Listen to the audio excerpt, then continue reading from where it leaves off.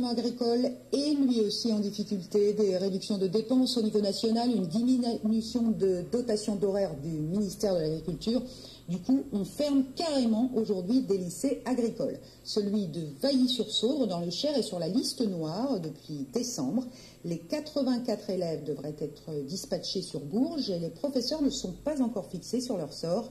Demain, tout le canton va se mobiliser pour une manifestation de soutien. Le reportage de Caroline Corvalan avec Stéphane Daune.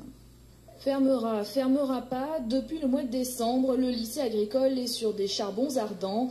De retournement de situation en faux espoir, aujourd'hui, son sort semble fixé. On est extrêmement déçus, on est hyper triste pour les élèves, pour tout le personnel enseignant, pour tout le personnel.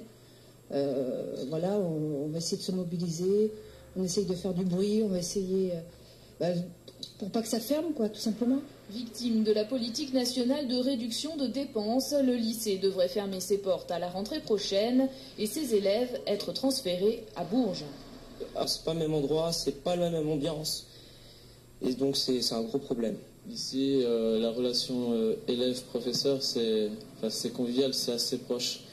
On ne peut pas avoir une relation comme ça avec des professeurs dans un autre établissement. Élèves, professeurs, mais aussi agriculteurs. Avec la disparition du lycée, c'est toute l'économie locale qui est menacée.